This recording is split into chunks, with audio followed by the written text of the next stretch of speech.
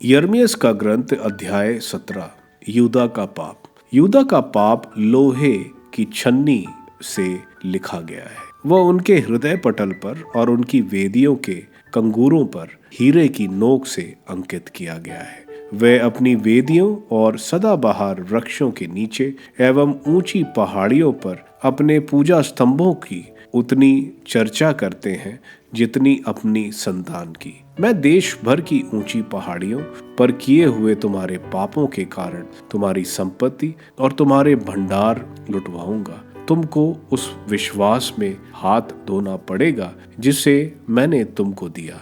मैं तुमको अज्ञात देश में अपने शत्रुओं का दास बना दूंगा, क्योंकि मेरी क्रोधाग्नि प्रज्वलित होकर सदा तुम्हारे विरुद्ध जलती रहेगी। प्रभु ये कहता है, धिक्कार उस मनुष्य को जो मनुष्य पर भरोसा रखता है, जो निरे मनुष्य का सहारा लेता है और जिसका हृदय प्रभु से विमुख हो जाता है। वह मरुभूमि के पौधे के सदृश है, जो कभी अच्छे दिन भी नहीं देखता।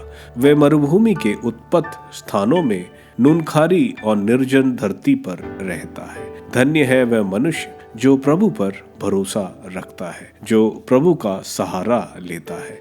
वह जल स्रोत के किनारे लगाए हुए वृक्ष के सदृश है, जिसकी जड़ें पानी के पास फैली हुई हैं। वह कड़ी धूप में नहीं डरता, उसके पत्ते हरे भरे बने रहते हैं। सूखे के समय उसे कोई चिंता नहीं होती, क्योंकि उस समय भी वह फलता है। मनुष्य का हृदय सबसे अधिक कपटी और अविश्वसनीय है, उसकी था कौन ले सकता है। मैं प्रभु मनुष्य का हृदय और अंतर्मन जानता हूँ। मैं हर एक को उसके आचरण और उसके कर्मों का फल देता हूँ।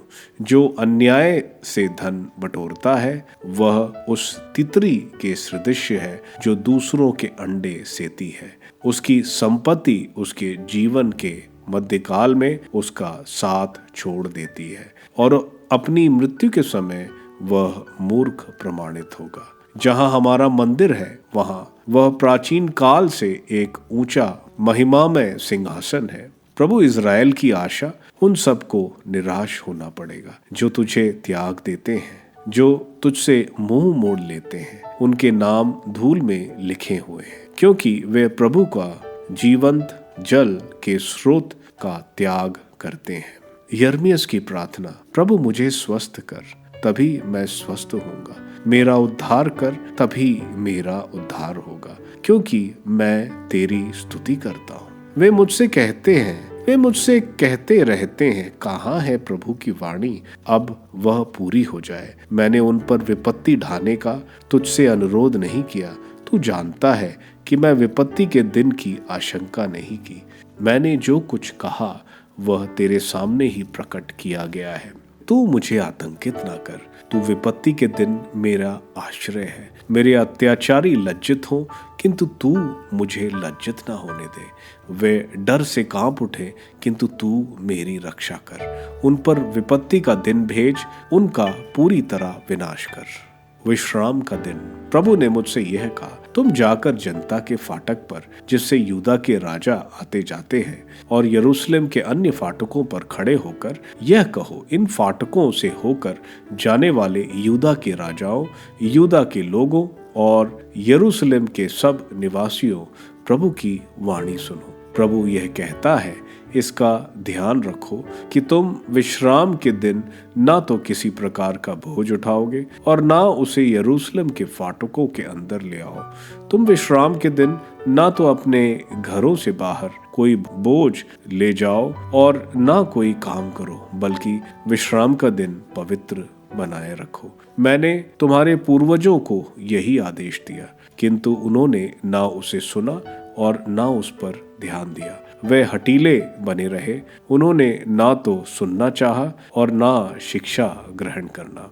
प्रभु ये कहता है, यदि तुम मेरे आदेश का पालन करोगे और विश्राम के दिन इस नगर के फाटकों के अंदर भोज नहीं ले आओगे, बल्कि विश्राम का दिन पवित्र बनाए रखते हुए उस दिन कोई काम नहीं करोगे, तो दाऊद के सिंहासन पर बैठने वाले राजा अपने मंत्रियों के साथ इस नगर के फाटकों से होकर आते जाते रहेंगे। वे उनके मंत्री, यूदा के लोग और यरूशलेम के निवासी रथों और घोड़ों पर सवारी करेंगे और ये नगर सदा आबाद रहेगा। तब यूदा के नगरों से, यरूशलेम के आसमान के गांवों से, बेन्यामीन के क्षेत्र से, निचले प्रदेश और नगेब से आकर होम बलियां, शांति बलियां, अन्न बलियां, धूप और धन्यवाद की बलियां प्रभु के मंदिर में चढ़ाएंगे। परंतु यदि तुम विश्राम दिवस पवित्र रखने की मेरी आज्ञा का पालन नहीं करोगे और विश्राम दिवस को बोझ उठाकर